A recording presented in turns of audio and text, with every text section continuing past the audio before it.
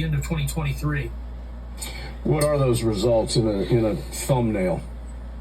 Yeah, well, the first survey, I had 179 embalmers from around the world responded to the first survey. There were three main conclusions. 119 of the 179, 66%, almost exactly two-thirds, said they were seeing the white fibrous clots. Wow. The main consensus of those embalmers was that the clots started for them in 2021 as well. And maybe the most shocking result of that first survey was that they were seeing these clots in an average of 30% of their corpses. This is not a rare phenomenon. Some of the embalmers were seeing these under 50% or more of their corpses. So these white fibrous clots were quite prevalent. Yeah. So I was shocked. And when I got those results, I sent the results in to the USA portion of that survey immediately in January of 2023 to the FDA. They had a meeting of their vaccine-related biological products advisory committee on the 26th of January of 2023. I actually asked to speak at that meeting. They had an hour set aside for oral presentations from the public.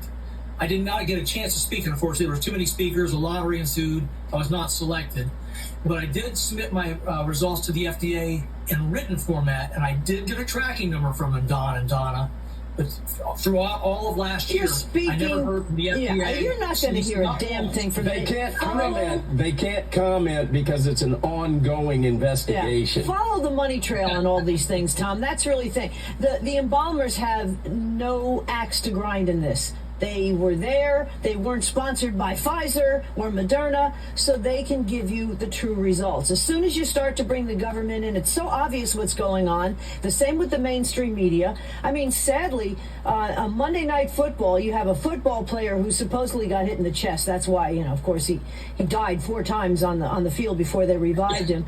But they can't do anything to get rid of that narrative. They have to hold on to that narrative. I mean, Fauci's still a free man. It's insane what's going on. I mean, we have congressional hearing after congressional hearing or Senate hearing with Fauci and whoever else, Dasick, the whole 9 yards. Well, the supposedly EcoHealth Alliance is not getting funded any longer. Big deal. But now, now we're talking about another possible vaccine issue that's going to be needed because of bird flu and all this other crap. I mean, it's almost getting predictable. But as soon as you said you talked to the FDA, I knew you were going to say you didn't get no comment. No comment. All right, so explain. It is shocking. Yeah. All right, got about a minute left. Yeah, really. Got about a minute left in this segment. Explain there was another one, micro-clotting. That was a little different? Yeah, we'll talk about that at the results of my second survey, maybe after the break. Okay. 2 things with both the surveys I did. I kept them as unbiased as possible, Don and Donna. At no point in either survey do I actually ever mention the words COVID or COVID vaccine. I only asked the embalmers, what did you see, when did you see it, and how much, what percentage of your corpses have these phenomenon. So I try to keep this survey as unbiased as possible. I also sent it to as many people as I could. I sent it using a 2-prong approach. A top-down approach.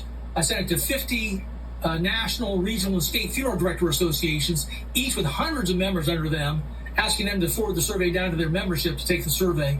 I also looked up the email addresses for over 1,700 funeral homes around the world and send both surveys to them directly to try to maximize the number of results.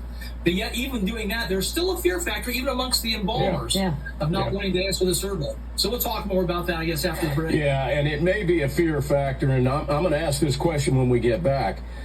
Many of these embalmers probably were vaccinated, and the last thing they want to do is talk about chicken-looking stuff that's running around in their own bodies.